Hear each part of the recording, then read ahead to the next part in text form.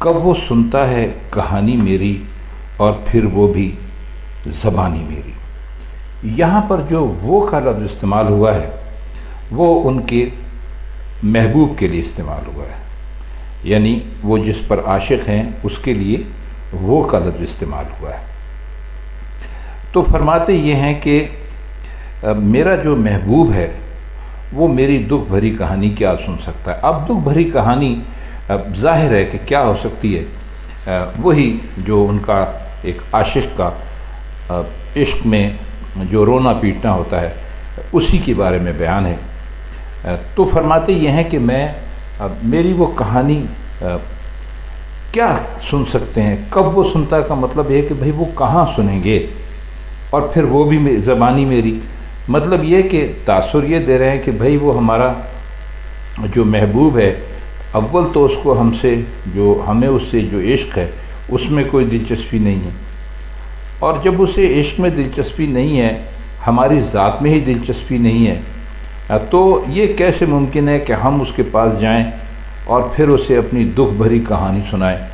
تو وہ یہ کہانی کیوں سننے لگا، کیونکہ وہ تو ہمیں ہی پسند نہیں کرتا، اچھے جائے کہ ہم جا کے اس کے سامنے اپنے عشق کی لمبی چوڑی کہانی چھیڑ دیں۔ تو فرماتے یہ ہیں کہ یہ سارا کام بالکل بے حاصل ہے اور یہ کام کبھی ہو نہیں سکتا۔ دوسرا شعر ہے، خدش غمزۂ خونریز نہ پوچھ، دیکھ خونابہ فشانی میری۔ خلش آپ کو ہم پہلے بھی بتا چکے ہیں، کھٹک یہاں پر مراد ہے، یعنی آپ کے جیسے کوئی پھانس لگ جاتی ہے تو اس میں جس جگہ پر وہ پھانس لگی ہوئی ہوتی ہے اس جگہ پر آپ کو تکلیف ہوتی رہتی ہے، اور غمزہ کہتے ہیں نخرے کو، عشوہ ادا، اور خونریز ہوتا ہے کہ جس سے خون پیدا ہو، یعنی خون جس میں سے نکلے۔ تو اس کا مطلب یہ ہو سکتا ہے کہ خونابہ بھی انہی معنوں میں استعمال ہوتا ہے، یعنی خون فشانی کے معنوں میں استعمال ہوتا ہے۔ تو فرمائی یہ رہیں کہ جب میری آنکھوں سے خون بہنے کا سلسلہ جاری ہے، یعنی میری آنکھیں خون ریز ہو چکی ہیں، تو یہ پوچھنے کی کیا ضرورت ہے کہ بھئی یہ جو غمزہ خون ریز ہے اس کی کھٹک کی کیا کیفیت ہے۔ جب اس کی کیفیت کی گواہی سامنے موجود ہے تو پھر پوچھنے کا کیا مطلب ہے۔ یہ سب کچھ تو میری خونفشانی دیکھ کر معلوم کیا جا سکتا ہے۔ اصل میں شعر میں وہ یہ بتانے کی کوشش کر رہے ہیں مرزا غالب کہ جب کسی آدمی کو کسی سبب سے کوئی تکلیف ہوتی ہے تو لوگ جا کر اس سے پوچھتے ہیں کہ اوہو بھائی کیا ہوا، کیسے ہوا، حالانکہ اس تکلیف کا سبب، اس کی وجہ سامنے موجود ہوتی ہے، لیکن اس کے باوجود بھی لوگ اس سے سوال کرتے رہتے ہیں۔ تو کہتے یہ ہیں کہ بھائی میری وہی حالت ہے کہ سب کو پتہ ہے کہ میرے دل میں کون سی پھانس چبھی ہوئی ہے، اور اس کا سب سے بڑا ثبوت یہ ہے کہ میں اس کی تکلیف سے، اس کے غم سے خون کے آنسو رو رہا ہوں، اور اس کے باوجود بھی لوگ مجھ سے پوچھتے ہیں کہ بھائی تمہیں کیا تکلیف ہے۔ تو ظاہر ہے کہ میں ایک عاشق ہوں اور مجھے عشق کی تکلیف ہے، میں نے پیار کیا ہے اور اس میں مجھے بہت دکھ ملے ہیں، اور یہ جو میں ہر وقت خون کے آنسو روتا رہتا ہوں یہ انہی دکھوں کی سبب ہے، تو آپ اس کو بار بار مجھ سے نہ پوچھیں۔ شعر نمبر 3 دیکھ لیجیے، کیا بیاں کر کے روئیں گے یار، مگر آشفتہ بیانی میری۔ اس میں ایک لفظ ہے جو آشفتہ کا مطلب ہوتا ہے پاگل یا دیوانہ، اور آشفتہ بیانی کا مطلب یہ ہے کہ کسی کی پاگل پن کا تذکرہ کرنا۔ تو فرماتے یہ ہیں کہ دوست احباب میرے مر جانے کے بعد کون سی خصوصیت یاد کر کے مجھے روئیں گے۔ دیکھیے آپ جانتے ہیں کہ یہ عام دنیا کا قاعدہ ہے کہ جب کوئی مر جائے تو جو اس کے دوست ہوتے ہیں یا عزیز ہوتے ہیں، رشتہ دار ہوتے ہیں، تو اس کے اندر جو بڑی بڑی خوبیاں ہوتی ہیں ان کا ذکر کر کر کے روتے ہیں کہ بھئی وہ ایسے چلتے تھے، ایسے کھاتے تھے، ایسے لوگوں کے ساتھ اچھا سلوک کرتے تھے، وغیرہ وغیرہ۔ تو یہاں پر مرزا غالبی فرما رہے ہیں کہ بھائی مجھ میں تو اور کوئی خصوصیت ہے نہیں، صرف ایک چیز ہے اور وہ یہ ہے کہ دیوانگی ہے اور پریشانی حالی ہے، اور جس میں ہمیشہ الٹی سیدھی حرکتیں کرتا رہتا ہوں، جن میں نہ کوئی ترتیب ہے اور نہ ان کا کوئی سلیقہ ہے، ٹھکانہ ہے۔ تو جب میں مر جاؤں گا تو لوگ میری کون سی خوبی بیان کر کے مجھے یاد کر کے رویا کریں گے؟ ہاں، صرف ایک ہی ہے یہ خوبی، دیوانگی والی، اس کو یاد کر کے اگر کوئی رو لے تو رو لے، ورنہ میرے اندر کوئی ایسی خاص خوبی ہے نہیں۔ شعر دیکھیے، ہوں ز خود رفتہ بیدائے خیال، بھول جانا ہے نشانی میری۔ بیدا کہتے ہیں صحرا کو، جنگل کو، دشت کو یا بیابان کو، اور اس میں ز خود کا مطلب یہ ہے جو اپنے آپ میں ہو۔ تو شعر کا مطلب کوئی بہت لمبا چوڑا نہیں ہے، وہ بہت ہی آسان ہے کہ میں خیال کے بیابان میں از خود رفتہ ہو چکا ہوں، یعنی میں اپنا آپ گم کر بیٹھا ہوں، اور اگر کوئی میرا پتہ یا نشان معلوم کرنا چاہتا ہے تو صرف وہ یہ ہے کہ وہ مجھے بھول جائے۔ مطلب کہ یہ رہے کہ میں بالکل ہی اپنے عشق کے ہاتھوں تباہ و برباد ہو کر میرا جو خیال ہے اس کے جنگل میں بھٹک چکا ہوں، اور اگر کسی کو مجھے یاد رکھنا ہے تو صرف وہ یاد ہے کہ مجھے بھول جایا جائے۔ عموماً اصل میں ایسا ہے کہ یہ جب کوئی آدمی کسی جنگل میں، صحرا میں یا ویرانے میں کہیں کھو جاتا تھا تو لوگ اس کو ڈھونڈنے نکلا کرتے تھے اور دیکھتے تھے مختلف چیزوں سے کہ بھئی اس کا کوئی جوتا مل جائے، کپڑا مل جائے، سر کا کوئی رومال مل جائے، کچھ بھی مل جائے تو ہم اسے تلاش کر لیں۔ تو کہتے ہیں کہ میں تو اپنے خیال کے جنگل میں کھویا ہوا آدمی ہوں، مجھے تلاش کرنے کے لیے جو میری اصل نشانی ہے وہ یہ ہے کہ آپ مجھے بھول جائیں۔ مطلب کہنے کا ان کے یہ ہے کہ میں کبھی بھی میرے جو خیال کا جنگل ہے، یعنی جو میری ذہنی کیفیت ہے، آپ اس کو بھول جائیے، میں اس سے کبھی باہر نہیں آ سکتا۔ شعر دیکھتے ہیں، متقابل ہے مقابل میرا، رک گیا دیکھ روانی میری۔ متقابل کا مطلب ہوتا ہے ایک دوسرے کی ضد، ایک دوسرے کے آمنے سامنے ہونا یا ایک دوسرے سے مقابلہ کرنا۔ تو فرمائے رہے مقابل سے یہاں ان کی جو مراد ہے وہ محبوب ہے، اور رک جانے سے مراد ہے خاموش ہو جانا یا خفا ہو جانا۔ اور روانی جو آپ نے دیکھا ہے، روانی کا مطلب یہاں پر یہ ہے کہ لطیفے سنانا، محفل میں اچھی اچھی باتیں کرنا، ہنسنا، مذاق کرنا۔ تو فرماتے یہ ہیں کہ میں اور میرا محبوب ایک دوسرے کی ضد ہیں۔ میری طبیعت زوروں پر تھی تو میں پے در پے لطیفے سنا رہا تھا اور بذلہ سنجی سے کام لے رہا تھا، ہنس رہا تھا، دوسروں کو ہنسا رہا تھا۔ تو جب میرے محبوب نے یہ کیفیت دیکھی تو چپ ہو گیا، یعنی بات چیت ہی بند کر دی۔ تو اس سے میں یہ سمجھاؤں کہ اسے میری طبیعت کی جو روانی تھی وہ پسندیدہ معلوم نہیں ہوئی اور وہ ناراض ہو گیا۔ تو فرماتے یہ ہیں رک گیا کا مطلب ہے کہ دیکھ روانی میری۔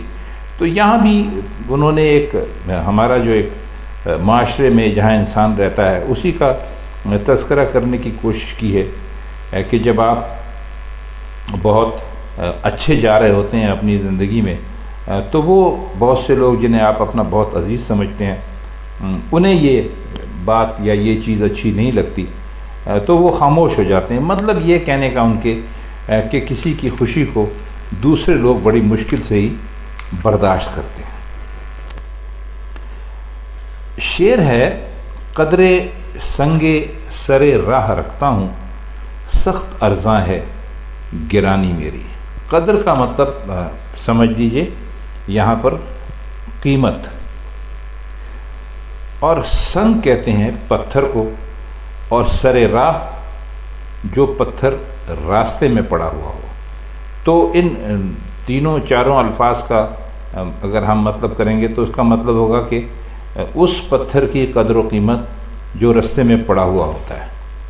ارزاں کہتے ہیں سستا ہونے، اور گرانی، اب دیکھیے گرانی کے دو مطلب ہو سکتے ہیں، ایک تو مہنگا ہونا بھی ہوتا ہے اور دوسرا مطلب گرانی کا ہوتا ہے بھاری، وزن میں بھاری ہونا، قدر و قیمت میں بلند ہونا، یہ بھی ہو سکتا ہے۔ اور ارزاں جو ہے وہ وزن میں ہلکا، قدر و قیمت میں بے حقیقت وغیرہ وغیرہ۔ تو دونوں لفظوں کے جو معنی ہیں وہ مرزا غالب کے سامنے ہیں۔ تو فرماتے یہ ہیں کہ میری قدر اس پتھر کی ہے جو راستے کے سرے پر پڑا ہوا ہو اور ہر شخص اس پر آتے جاتے پاؤں رکھ کر گزرے، یعنی ہوں تو گراں قدر مگر اس پتھر کی طرح بے قدر ہوں، بس میری جو گرانی ہے کس قدر سستی ہے۔ اب جو پتھر راستے میں پڑا ہوا ہو، بھاری ہونے کے باوجود بھی وہ سخت بے قدر ہوتا ہے، کیونکہ آنے جانے والے سب اس کے اوپر سے پیر رکھ کر گزرتے ہیں۔ تو وہی کیفیت انہوں نے اپنی بیان کی کہ قدر و قیمت میں بڑا ہوا ہونے کے باوجود بالکل مجھے بے حیثیت سمجھا جاتا ہے۔ آئیے شعر دیکھ لیں۔ گرد بادے رہے بے تابی ہوں، سرسر شوق ہے بانی میری۔ اب اس شعر میں جو انہوں نے لفظ استعمال کیا ہے گرد باد، تو گرد باد کہتے ہیں بگولے کو۔ آپ نے دیکھا ہوگا گرمیوں کے موسم میں خاص طور پہ کہ جب ایک جگہ پر ہوا اکٹھی ہو جاتی ہے تو وہ ایک بگولا سا بن جاتا ہے جو گھومنے لگتا ہے، تو اس کو گرد باد کہتے ہیں۔ اور سرسر کہتے ہیں آندھی کو۔ ویسے تو سرسر ہوا کی آواز کو بھی کہتے ہیں، لیکن یہاں مرزا نے اس کو استعمال کیا ہے آندھی کے معنوں میں اس شعر کے اندر۔ تو کہتے ہیں کہ میں تو جو بیتابی کا راستہ ہے اس کے راستے میں میں پیچ و تاب کھانے والا بگولا ہوں، یعنی گھومنے والا، اور جو میرے شوق کی آندھی ہے میں اس کی وجہ سے پیدا ہوں، یعنی جو میری بیتابی ہے وہ ایک بگولی کی طرح ہے، اور بگولے کو پیدا کرنے کا جو سبب ہے وہ میرا عشق ہے، میری محبت ہے۔ مطلب یہ ہے کہ میں بگولے کی طرح بے قرار ہوں، مجھے کسی پہلو بھی سکون نصیب نہیں ہوا، چونکہ آندھی اور بگولا اٹھانے کا موجب بنی، اور آندھی کے زور اور طاقت کا مقابلہ کوئی نہیں کر سکتا، لہٰذا میں بھی جب تک موجود ہوں برابر بے قرار رہوں گا اور مجھے سکون نصیب نہیں ہوگا۔ آئیے اس کا اگلا شعر دیکھیں۔ دہن میں اس کا جو نامعلوم ہوا، کھل گئی ہیچ مدانی میری۔ ہیچ مدانی کا مطلب ہوتا ہے کچھ نہ جاننا، اور دہن کہتے ہیں منہ کو۔ اب اس میں بات کچھ شاعرانہ ضرورت سے زیادہ آ گئی ہے۔ ہم پہلے بھی آپ کو بتا چکے ہیں کہ جو شاعر ہیں وہ محبوب کے منہ کا نہ ہونا، یعنی چھوٹے سے چھوٹا ہونا، اور کمر کم سے کم ہونا، اس کو انہوں نے اتنے زیادہ کمال پر پہنچا دیا کہ بالکل ہی بے وجود کر دیا۔ یعنی ویسے تو اگر آپ دیکھیں کوئی ایسا محبوب آپ کے سامنے آ جائے کہ جس کا نہ منہ ہو اور نہ جس کی کمر ہو، تو شاید آپ ڈر ہی جائیں گے اس سے، میں بھی ڈر جاؤں گا۔ لیکن یہ شاعروں کی باتیں ہیں، تو ان کا کہنے کا مطلب یہ ہے کہ شاعر کا اس کا محبوب کا جو منہ ہوتا ہے وہ بہت کم ہوتا ہے، اور کمر اس کی تو نہ ہونے کے برابر ہوتی ہے۔ تو انہوں نے اس کو، ہر شاعر نے اپنی طرف سے زیادہ بڑھانے کی کوشش کی، تو بالکل یہ ختم ہی کر دیا، یعنی ہیچ کر دیا اور بے حقیقت بنا کے رکھ دیا۔ اب شعر کا مطلب یہ ہو سکتا ہے کہ میں نے محبوب کے دہن کا یعنی منہ کا سراغ لگانا چاہا لیکن بالکل ناکام رہا، تو اب دنیا پر اشکارا ہو گیا کہ میں کچھ بھی نہیں جانتا۔ مطلب کہنے کا یہ ہے کہ میں اپنے محبوب کے دہن کو پا نہیں سکا، حالانکہ وہ کہیں پر موجود تو ہوگا۔ تو اب لوگ یہ سمجھتے ہیں کہ بھائی یہ لفظ کچھ بھی نہیں جانتا۔ اب اس شعر کا پورا مضمون جو ہے وہ اصل میں لفظ ہیچ پر مبنی ہے، چونکہ دہن ہیچ ہے اور میں اس کا سراغ نہ لگا سکا، اس لیے ہیچ مداں بن گیا، یعنی کچھ بھی نہ جاننے والا۔ آخری شعر کی طرف آئیے۔ کر دیا ضعف نے عاجز غالب، ننگے پیری ہے جوانی میری۔ ضعف کہتے ہیں ناطاقتی کو، کمزوری کو، ناتوانی کو، اور عاجز کہتے ہیں تنگ آ جانے کو، بیزار آ جانے کو، اور ننگ کہتے ہیں شرم کو۔ ننگے پیری یعنی بڑھاپے کے لیے شرم، جوانی تو آپ سمجھتے ہیں کہ کیا ہے۔ تو اس کا مختصر سا مطلب یہی ہو سکتا ہے کہ غالب ضعف نے، کمزوری نے مجھ پر اس درجے غلبہ پا لیا اور مجھے اتنا عاجز کر دیا کہ میری جوانی بڑھاپے کے لیے باعث شرم ہو گئی، یعنی جوان ہونے کے باوجود اس درجہ ضعیف اور کمزور ہوں کہ بوڑھے بھی اس ضعف کو اپنے لیے شرم سمجھیں۔ تو خواتین حضرات، یہ تھی آج کی غزل مشکل الفاظ کے معنی جو ہم نے آپ کی خدمت سے پیش کیے۔